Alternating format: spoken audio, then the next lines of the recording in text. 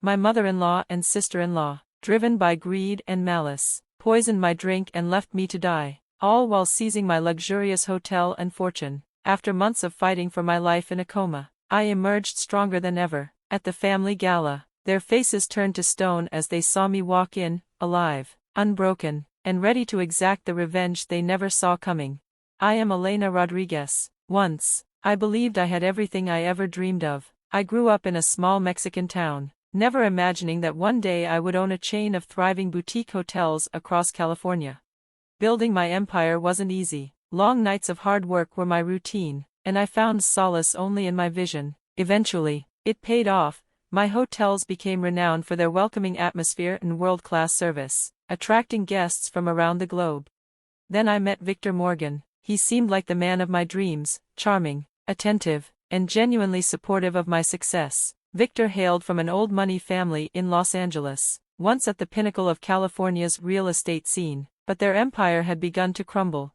Victor was obsessed with the idea of restoring his family's legacy, and I believed I could help him achieve that. Our whirlwind romance led to marriage within a year, and I thought I had found my partner in both life and business. In hindsight, I see now that love had clouded my judgment. I missed the subtle warning signs, the way Victor always deferred to his domineering mother, Catherine, and how his sister, Fiona, treated me with disdain veiled in forced politeness. I assumed I could win them over, chalking it up to nerves or cultural misunderstandings. But after our wedding, everything changed. Catherine, an imposing woman in her late 50s with a biting wit, made it clear I was not her vision for her son's future. Her comments about my background, mocking my roots and insinuating I didn't belong in their world, became more frequent. Fiona, in her early 30s, obsessed with her own image, was no better. She found fault with everything, my accent, my business practices, even my clothing choices. At first, Victor reassured me, urging me to ignore their negativity and focus on our life together. But soon, I began to notice a shift. He sided with them more often in disagreements, questioning my decisions and pushing me to spend more time at home rather than managing my hotels. It became clear they wanted me to abandon my hard-earned business altogether. One night, Catherine invited us to dinner at the family estate, and it was there that she made her true intentions known. "Elena," she said sweetly, "you've worked so hard, don't you think it's time for Victor to take the reins? After all, a woman's place is with her family." I was stunned. "Catherine, my business is my passion, I won't give it up," Victor chimed in, his voice strangely firm. "It's not about giving it up, Elena, it's about what's best for all of us. You can trust me to handle it." It was clear now, they wanted control of everything I had built. They even suggested I transfer my assets to Victor for the family's benefit. I refused, and that was when I realized I was no longer just defending my business. I was fighting for my very independence. What I didn't know was how far they were willing to go to take it from me. Over the following weeks, things escalated. Catherine and Fiona spread rumors about me in their social circles, attempting to tarnish my reputation. Victor grew increasingly distant, dismissing my concerns with cold indifference. The pressure became unbearable. And then, the unthinkable happened. At another dreaded family dinner, Catherine insisted I try a rare wine she had imported from France. Reluctantly, I took a sip, then another. That's the last thing I remember. When I woke up, I was in a hospital bed, disoriented. The doctor explained that I'd been in a coma for nearly 3 weeks. They couldn't determine the cause of the poisoning, but I didn't need an explanation. I knew who was responsible. Victor was there, pretending concern, but his words rang hollow. "The doctors aren't sure what happened. Maybe it was something you ate," he said, his eyes avoiding mine. I wanted to scream for answers, but I was too weak. Instead, I watched as he left the room, phone in hand, already texting someone as if I were nothing more than a nuisance. In that moment, I knew I couldn't trust him. I also knew that if I wanted the truth, I would have to uncover it myself. Recovering from the coma was the hardest battle I had ever fought. My body was fragile, my spirit even weaker, but something inside me told me this was no accident. It was a betrayal far darker than I had ever imagined. The question was, who would believe me? I couldn't prove anything yet, but I would. Victor continued his visits, his demeanor cold and resentful, as though my survival had inconvenienced him. Catherine and Fiona never came, not that I expected them to. They had never truly cared for me. When I finally returned home, everything felt wrong. My once beautiful home now seemed like a prison. Catherine had redecorated parts of the house without consulting me, and Victor had moved my personal belongings into storage. It was as if they were erasing me, piece by piece. I needed answers. I hired a private investigator named Mark Daniels, a discreet professional who could dig deep without alerting the Morgans to my suspicions. His confidence gave me hope. Mark went to work on uncovering everything: the family's financials, their shady connections, and, most importantly, the events leading up to my poisoning. I didn't tell anyone, not even my closest friends. No one could know what I was planning. Meanwhile, I tried to reclaim my life. I returned to managing my hotels, but something was off. Key staff members had resigned, and some of my best clients had been poached by competitors. It was clear that someone had been sabotaging my business in the shadows. And I knew it wasn't over yet. This was only the beginning. It became increasingly clear that someone was deliberately undermining my business. One evening, Mark called with urgent news. "Elena, I've found something," he said, his voice calm, yet I could sense the urgency in his tone. We met at a discreet coffee shop, away from prying eyes. "What did you find?" I asked, my anxiety barely contained.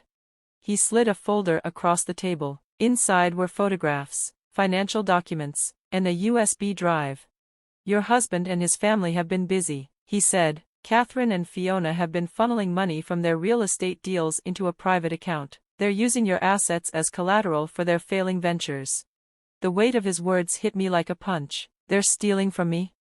"It gets worse," Mark added. "I also found security footage from the night you were poisoned. It shows Catherine giving instructions to the staff on preparing your drink. One of the kitchen workers confessed that Fiona paid him to tamper with it." A sick feeling churned in my stomach. It wasn't just hatred and rivalry, they had plotted my downfall. To see the proof in black and white was almost too much to bear. "What about Victor?" I whispered, my voice barely audible. Mark hesitated, his gaze sharp. "He knew what was happening. He didn't stop it, and he didn't warn you." The word struck me like a dagger to the heart. The man I had loved, the one I had trusted, he had stood by and let this happen. I was seething with rage, but I knew I had to think strategically. Confronting them head-on would be a mistake. I needed a plan, something that would expose them without putting myself in immediate danger. I decided to play their game, but on my terms. I told Mark to continue his investigation while I began working from the inside. I started appearing at the Morgan real estate offices, acting like a supportive wife eager to help with their business. At first, Catherine and Fiona were suspicious, but Victor backed me up, claiming I wanted to make amends after the tension between us. What they didn't realize was that I was collecting evidence. I attended meetings, listened in on conversations, and accessed documents whenever I could. Gradually, I pieced together their web of deceit. Catherine had been inflating the company's value through fake property deals, luring investors into a sinking ship. Fiona was involved in shady partnerships, siphoning profits and laundering money through offshore accounts. And Victor, my Victor, had signed off on every shady deal. One night, after a tense meeting, I confronted Victor privately. "Do you even care about what they've done to me?" I asked, barely holding back my fury. "Elena, you don't understand," he said, avoiding my gaze. "This is about family. You're either with us or against us." "Family?" I scoffed bitterly. "You let them poison me, Victor. You stood by while they tried to destroy everything I built. That's not family, that's betrayal." He didn't answer. His silence was deafening. I walked away from that conversation more resolute than ever. This wasn't just about getting back what was mine, it was about exposing the truth. Mark and I gathered everything we needed: financial records, witness statements, and the damning security footage of the poisoning. But I knew that wasn't enough. To truly bring them down, I needed a public platform, a way to reveal their corruption to the world. As I sifted through the growing pile of evidence, the weight of their betrayal grew heavier. Each new piece uncovered another layer of deceit, but it also fueled my desire for retribution. This wasn't just about reclaiming my business, it was about taking back my dignity and ensuring they could never hurt anyone again. The opportunity came sooner than I expected. The Morgans were planning a lavish charity gala, a spectacle designed to restore their tainted reputation and attract new investors. Catherine was boasting about it incessantly, calling it the revival of the Morgan legacy. The irony wasn't lost on me. I knew that the gala would be the perfect stage for my revenge. If I was going to expose them, I wanted the entire world to witness their downfall. I worked with Mark to finalize our evidence, forged contracts, fraudulent property deals, offshore accounts, and the incriminating footage of the poisoning plot. Every document, every statement, was meticulously organized. Meanwhile, I continued my double life, pretending to support the Morgans while secretly working against them. It wasn't easy. Catherine's suspicious eyes seemed to follow my every move, and Fiona's snide remarks grew sharper. As for Victor, he had become a stranger. He avoided me at home, lost in his work or disappearing for hours on end. I didn't care anymore. The love I had once felt for him had died.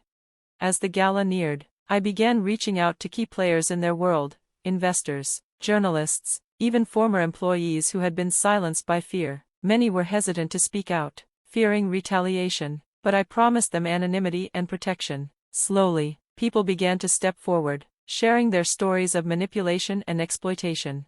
The night of the gala arrived. The Morgans had spared no expense, transforming their estate into a gleaming palace of wealth and excess. Guests in designer attire filled the grand hall, sipping champagne and exchanging pleasantries. Catherine and Fiona worked the room, smiles polished to perfection, hiding the rot beneath. Victor lingered in the background, looking as empty as I felt. I waited until the event was in full swing before making my move. As Catherine stood on stage, delivering a speech about the resilience and vision of the Morgan family, I stepped forward. "Excuse me, Catherine," I said, my voice slicing through the buzz of conversation. "I think it's time we tell the world the real story behind the Morgan legacy." The room fell into stunned silence. All eyes turned to me. Catherine's smile faltered, her expression flickering with panic. Fiona's grip on her glass tightened, and Victor, he just stared at me, his face unreadable. "I've spent months uncovering the truth about this family," I continued. "What you see here tonight, the wealth, the opulence, it's built on lies, fraud, and betrayal." I turned to the large screen behind me, where Mark had set up a projector. One by one, the evidence flashed before the entire room: fraudulent property deals, forged signatures, offshore accounts. Gasps rippled through the crowd as the extent of the Morgans' corruption became undeniable. But this was only the beginning. "If that wasn't enough," I said, my voice unwavering despite the storm of emotions within me, "this family also tried to take my life." I hit play, and the footage from the night of my poisoning filled the screen. Catherine's voice rang out, ordering the staff to prepare my drink. Fiona's smug grin was unmistakable as she handed the tampered bottle of wine to the waiter. Shock turned to fury as the truth sank in. Catherine lunged toward me, her composure crumbling. "This is a lie," she screamed, her voice faltering with each word. "You can't prove any of this." "I think the authorities will decide that," I replied, stepping aside as police officers entered the room. Mark had coordinated with them in advance, and they moved swiftly, arresting Catherine and Fiona without hesitation. Victor attempted to intervene, but one of the officers held him back. "Elena," he called, his voice desperate, "you don't have to do this." I met his gaze, pity mingled with contempt in my chest. "You made your choice, Victor, now I'm making mine." As they led the Morgans away, a wave of relief washed over me. For the first time in months, I was free. But the night wasn't over yet. I turned back to the stunned crowd. "This isn't just my story," I said, my voice steady. "It's a reminder that power and greed destroy lives, but standing up for the truth, that's what rebuilds them." The applause that followed was distant, almost surreal. I felt the weight lift from my shoulders. The Morgans had taken so much from me, but they hadn't won. The morning after the gala, my phone exploded with messages. News outlets were buzzing with headlines about the Morgans' downfall. The footage from the gala had gone viral, and people were already calling it one of the largest scandals to hit California's business world. Catherine and Fiona were arrested and charged with fraud, conspiracy, and attempted murder. Victor, though less directly involved, was also under investigation. It didn't matter to me, they were all guilty. The legal battle that followed was grueling. I testified against them, recounting each betrayal, every underhanded move they'd made to destroy me. Reliving those moments in court wasn't easy, but it was necessary. I wasn't just fighting for myself, I was fighting for justice. As the trial progressed, more victims of the Morgans came forward, investors who had been swindled, employees who had been threatened, even former friends they had exploited. The mountain of evidence was overwhelming. The verdict was swift. Catherine and Fiona were found guilty on all charges and sentenced to lengthy prison terms. Victor, though his involvement was less direct, didn't escape unscathed. He was stripped of his position in the company, his reputation shattered, and ordered to pay restitution to the victims. For me, the court's ruling was bittersweet. Yes, I had won, but the cost was high. My trust in people had been shattered, and the scars of their betrayal would take time to heal. The court also ruled that the Morgans' remaining assets, properties, shares in the company, would be liquidated to compensate for the damage they'd caused. A significant portion of that money was awarded to me as restitution for my losses. It was poetic justice. The empire they'd tried to steal from me was now mine to rebuild. But money wasn't my only focus. I knew I needed to turn this painful experience into something meaningful, something that could help others. I used part of the settlement to establish a foundation for women who had suffered betrayal and abuse, providing legal and financial support to help them rebuild their lives. I named it the Resilience Project. My hotels, which had struggled through this ordeal, became my sanctuary. I threw myself into revitalizing them, creating spaces that celebrated community and strength. Guests would often approach me, saying they had read my story and drawn inspiration from my journey. It was humbling, a reminder of why I had fought so hard. One day, as I stood in the lobby of my flagship hotel in Los Angeles, a young woman approached me, hesitant at first. She finally spoke. "Your story gave me the courage to leave a toxic situation. Thank you." Her words lingered with me. It reminded me that my pain hadn't been for nothing. As for Victor, he reached out to me several times, sending letters full of apologies, excuses, and pleas. I never responded. He was a chapter in my past, and I was focused on my future. Catherine and Fiona's downfall was swift and unforgiving. Their names became synonymous with greed and corruption, and the once proud Morgan family faded into obscurity. I didn't find joy in their suffering, but I didn't pity them either. They had made their choices, and now they were facing the consequences. My greatest victory wasn't the money or the public vindication, it was reclaiming my sense of self. For so long, I had allowed their schemes to consume me, but now, I was free. I had survived, fought back, and won. Years later, as I reflect on everything that happened, I realize how much I've grown. The betrayal that nearly broke me became the catalyst for my transformation. I'm stronger now, not because of what they did to me, but because of how I chose to respond. This journey taught me an invaluable lesson. Resilience isn't just about surviving, it's about thriving, even when faced with unimaginable challenges. And as I continue to rebuild my life, I carry that lesson with me, knowing that no matter what comes my way, I have the strength to overcome it. This is my story. It's not just about betrayal or revenge, it's about empowerment, redemption, and the unbreakable spirit of a woman who refused to be defeated.